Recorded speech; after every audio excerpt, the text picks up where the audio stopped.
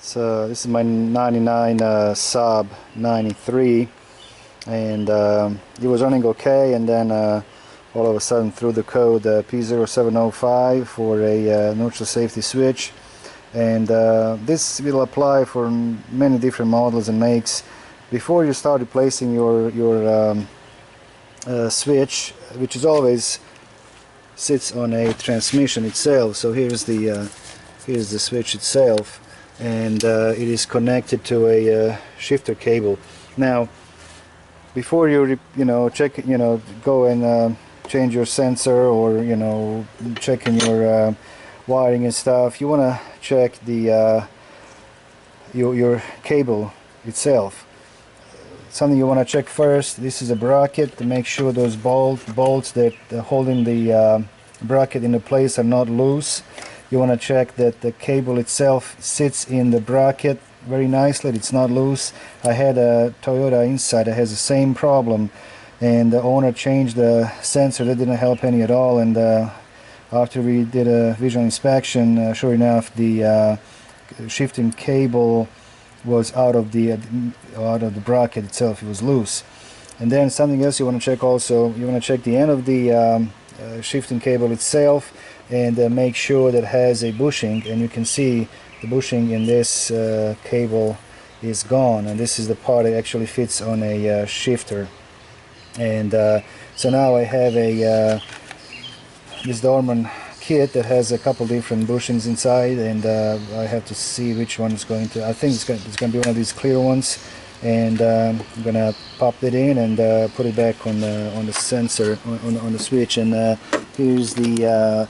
So I had to remove the battery, and on this model I had to remove the battery, unplug a couple of the cables, and move the power steering reservoir, just to make some room. And you can see this is where the cable is going to hook, and this is the place where you're gonna hook your cable. But since that bushing is gone, now you have too much play on the cable, and at some point it's not going to shift correctly. It's going to throw you the code for the shifting the safety switch.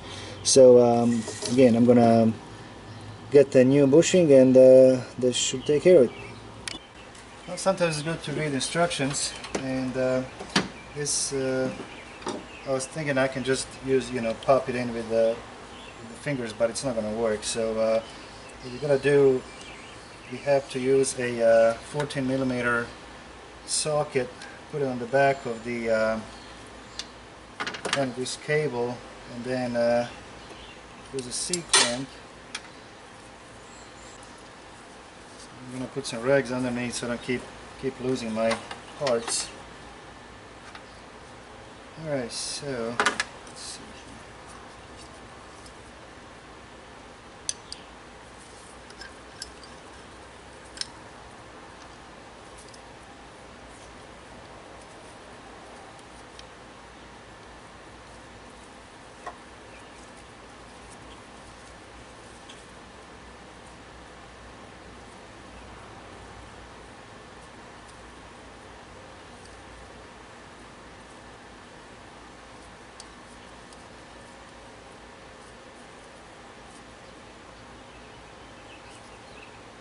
Well, that's it. Nice. Good. Alright. Alright, so that bushing is in place now, and I have to go under my places.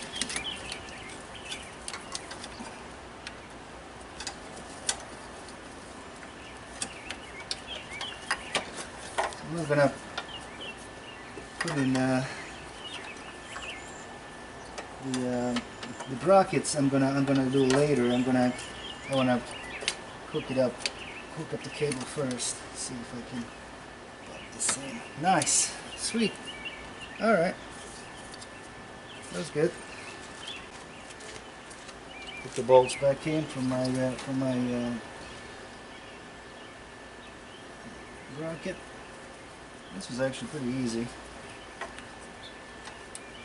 Again, before you start replacing the sensor and then switch, make sure that your cable is okay, make sure the bushing is in, and make sure the cable is not loose out of the bracket, or the bracket itself that's not loose.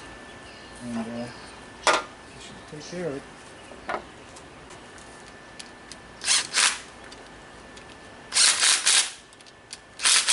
Okay, alright. And you can see my cable is back. It's pretty good in place, and I'm going to put everything back together and we're going to take it for a test drive. Alright, everything is back together, and actually this is like a week after repair. Everything is fine and no more trouble with the transmission. Shifts fine, and the P0705 did not come back anymore, so definitely the bushing on that shifter cable was a problem. Now let's just go. As you guys know, we got this car pretty cheap. We actually paid $200 for this car. Nick and I went to get it, and this kid bought it and didn't know how to fix it and wasn't really interested to do anything to it. And as you know, the condition was horrendous. I mean, it was really in a bad shape. And so let's just go look around, and we actually cleaned it up pretty nicely. The roof is surprisingly the cloth is in a pretty good shape.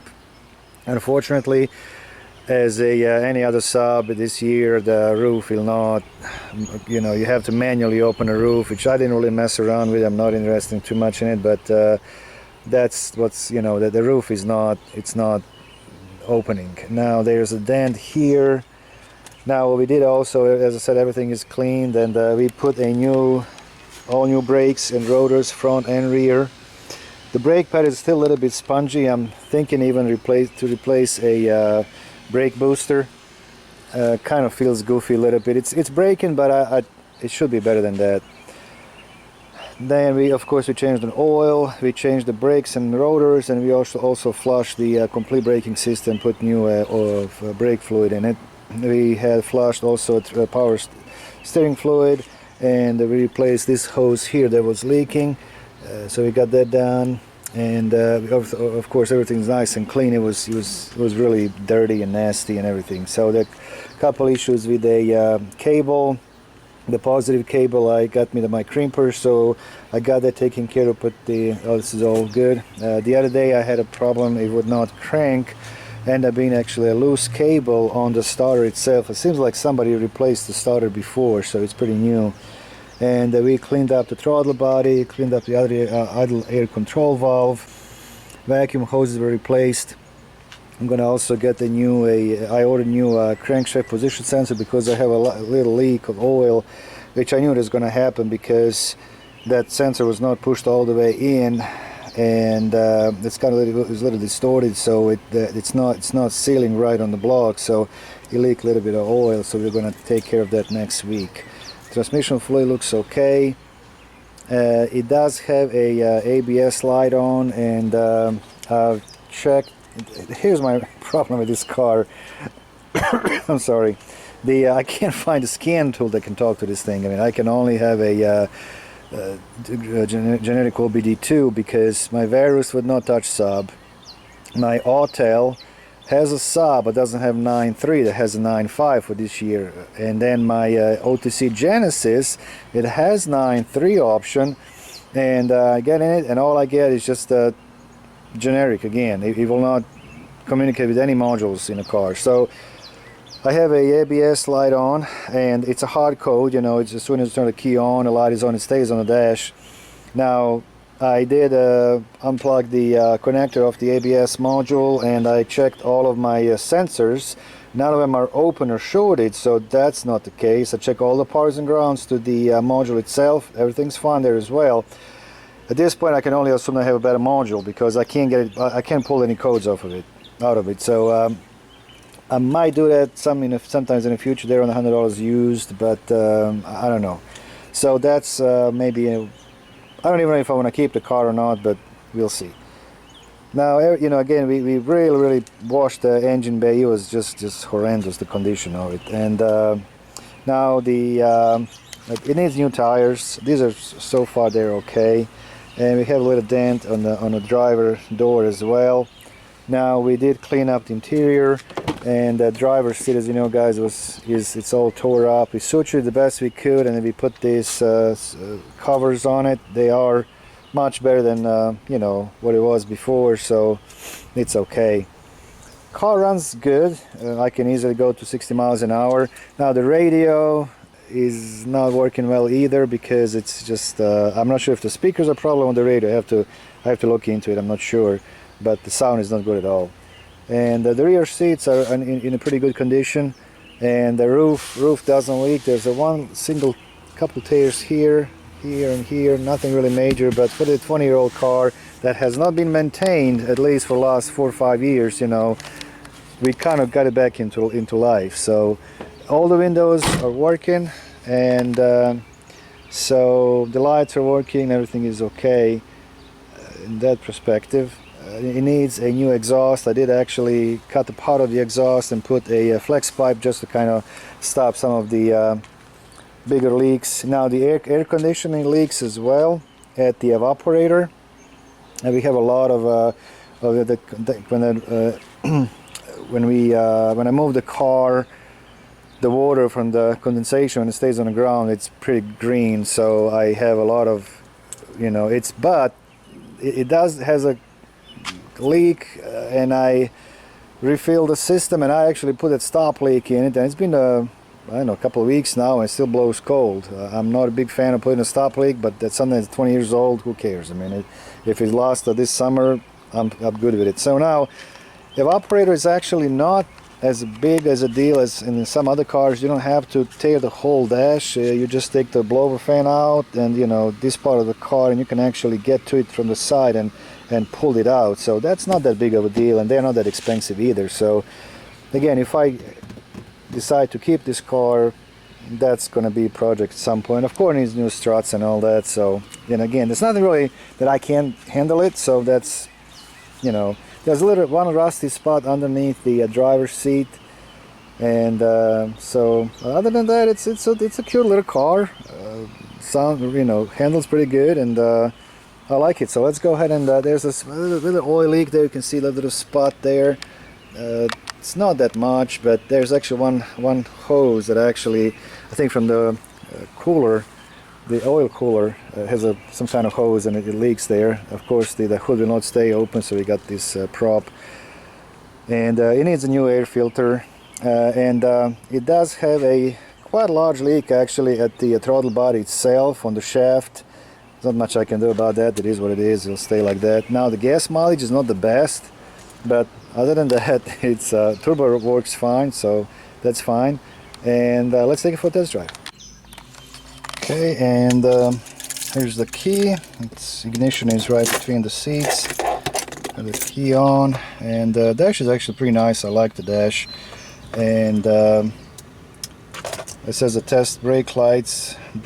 Brake lights are fine. I'm not sure why it's flagging this code. And also there's a theft code, which I have no idea why it's doing that. It's not blowing horn or anything like that. So now let's go ahead and start it up. You can see the exhaust is a little bit loud. Still there's one more place that needs to be patched, but not bad. And you know, all the lights. And yeah, one thing that I don't like is that, you know, when if you leave your headlights on, it's not going to chime as you exit the car, and you know, they can kind of be a problem if you can drain your battery out. AC still works fine. It's not the coldest one, but it's cooling. And what I saw, we can see I have a ABS light, and again, I'm pretty sure it's the ABS mods, because it's a very common problem on these cars. And I can pull the codes out of it, but it's a hard code, and all of the sensors are okay. None of them are shorted, and it's a hard code. So all of the windows are working. Buttons are here, nice and smooth actually. It squeaks a little bit, but not much. And up here. And now the problem that I had, of course, was that, you know, during the shifting, it would flag that code, and you would not have this light up as you shift between gears. Now that's all taken care of for like 10 bucks. Everything's fine there, shifts to all gears. I don't have that code anymore, which I'm glad, because the sensor for this particular car, the neutral safety switch, is actually pretty expensive, and there were a couple of the used ones on eBay, and they're over $150. So I was glad that the bushing was the only problem with this car. Okay, so here's a safety belt. I need to get some gasoline, and here you got your controls. You can turn your blower down and change your settings, whatever. It's got auto, and so let's go. Now there's a lot of people that are actually kind of enthusiastic about these cars. Sorry about the glare. Again, I'm not sure if I want to keep this car or not. So again, I mean, if I want to keep this, it's nothing that really that problematic for me that I can't fix it. It's actually shifts nicely. It's just a matter of how much money you want to invest in it. And there's a little bit of noise coming from the door when the door locks. It's probably gonna need a new door actuator, and but it's not pulling to the side at all. I mean, it's fine. The turbo works fine. Again, the gas mileage, I mean, I only fill it up for like a half a tank. That was maybe a week ago, and I'm just driving in town. I didn't take it out to highway or anything. I mean, interstate. I was on a highway, but not on interstate. So all of the lights are working, despite the fact that it has this message, but everything's fine. And yeah, I mean, it's kind of pretty good for a car that we paid 200 bucks. Not bad at all. It's a 20 years old car, but still, body's in a pretty good shape. It does need exhaust work, but other than that, it's a cute little car. 140, probably almost 141,000 miles, and we're gonna go to a highway pretty quick. I'm gonna get some gas, and we're gonna go 60 miles an hour. We're gonna rev it up to see how it responds, but I mean, I'm pretty pleased the way what we invested into this car, and so far it's fine. Now there's a couple broken pieces there from the sun, and it's kind of rattles. I may just glue that down. Again, it's just a matter, if I want to keep this car or not. That's the whole point. Even though it's fun to drive, it's still 20 years old car. You never know when you can have a major engine or transmission problem, and then the good game is over. I mean, you can't really justify putting thousands of dollars into something that's that old. But all right, let's get some gas.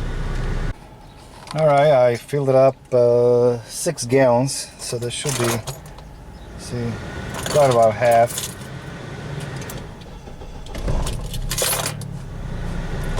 All right, let's go to a so I'm so excited today because I just purchased a lift, believe it or not, something that I always wanted it, and it is a one of those scissor lifts for like a brake jobs, and it's Atlas, ready for 6,000 pounds, and so I'm gonna get that tomorrow. And I actually got a whole bunch of new stuff in my garage. I got new toolboxes. The lift is coming tomorrow, and that's pretty much. And now it's actually, you can see that the idle dropped just slightly. This happens once in a while. I'm not exactly sure why. I have to kind of investigate it. I just didn't have a time. Okay, so let's go. Green light.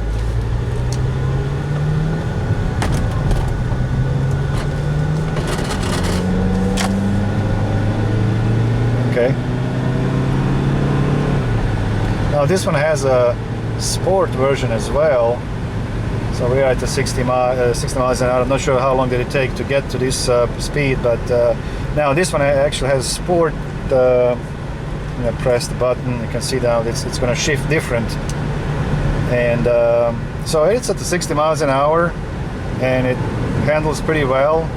Shakes ever so slightly, not noticeable. Of course, as I said, it needs new tires, but it drives pretty straight. It doesn't pull to the side or anything. A little bit to the right, but again, to take care of that, it needs alignment. It needs new tires, and other than that, I mean, it's pretty impressed. I'm pretty impressed the way it looked, and how when we got this car, you know, it was a rainy day. It just looked so bad that, you know, it looked the car that needs to go straight to the junkyard. Absolutely. I mean, there's absolutely no life left in this thing whatsoever. And of course, the battery was dead. It would not start.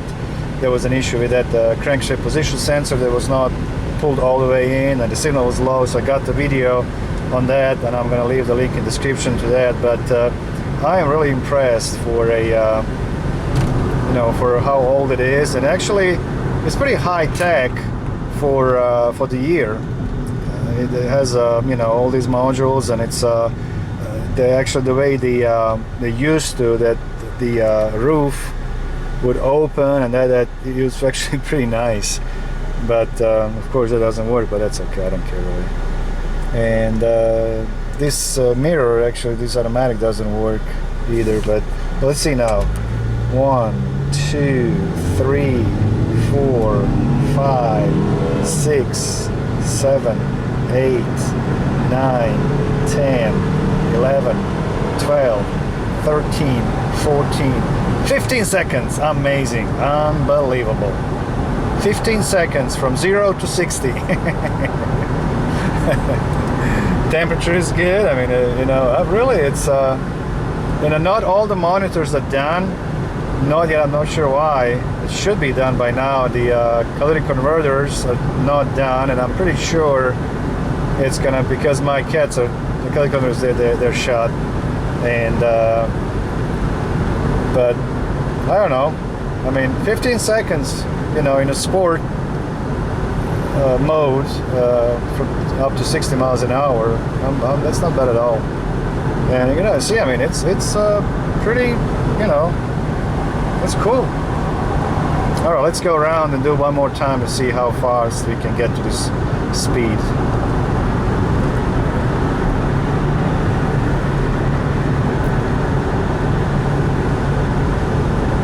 Now, parts, they're not, and of course, what I've learned is this Saab had stopped. They closed their doors back in 2009. So despite that, there's plenty of parts available for this particular car. All the new and used.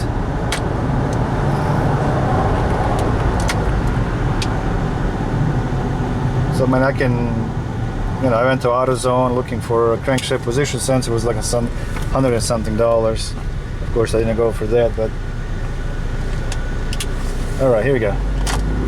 1, 2, 3, 4, 5, 6, 7, 8, 9, 10, 11, 12. It's between 12 and 15 seconds. I didn't want to go all the way to the floor. I don't want to blow up the engine. But yeah, I mean, it's pretty cool. So, okay guys, well, that's my little update on our project. And if we decide to keep this car, which is almost like, I don't know, 50-50 chance at this point. And the only reason actually I'm hesitating, because I just put the new tires on my Sebring. I have a 2005 Sebring. That's my daughter. That used to be my daughter's car when she was in her first car, and then had so many fenders benders with it. That's, it actually paid itself off. I had a lady that rear-ended me, and insurance paid for the damage, and I just kind of banged it out, and we pretty much got all the money back that I got into it. I bought it with a bad engine, 2.7 of course liter Chrysler, and put used the engine in it. That was almost 6-7 years ago, and it's been running fine. I had to replace the water pump twice, which for me it's not a big deal, but for someone who don't know how to do it, it's a freaking disaster, because you're gonna pay $1,500 to get that done. And so anyhow, that's the only reason why I'm kind of hesitating, you know, putting new tires on the other car and sell it. I don't know, we'll see.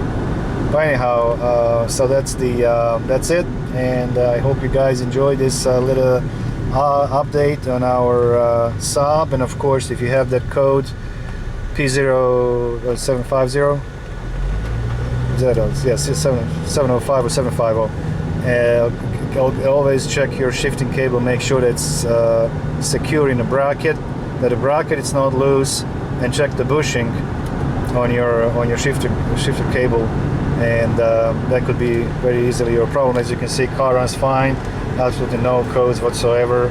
That was a fix for sure. Alright guys, well, I'm having a blast with this little car. It's not as wide as my Sebring is. I wish that I can lower this roof down, that would be kind of cool, but it's just a hassle. You have some kind of...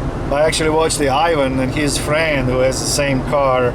They were lowering the roof, and it's just a hassle. I mean, you gotta go in the trunk, release this stupid handle and whatnot. I don't know, I'm not into it. But anyhow, you know, AC works, it cools down, so that's all right. And actually, I have a question for you guys. If any of you knows, what is that? That's some kind of little fan, actually. That was this little fan. I have no idea what's it for, but it would stay on all the time, would drain the battery. I had a parasitic battery drain from that thing there, and I have no idea what is used for. Taking a sample of the air or something, I have no idea.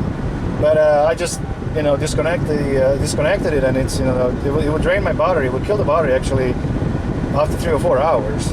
So I'm not sure exactly what's that for. And I don't have the manual for this car, so I'm not exactly sure what's that little thing right there. Okay guys, well, I'm gonna go back home and get the dinner. Well, thank you so much, and see you next time. Thank you. Bye-bye.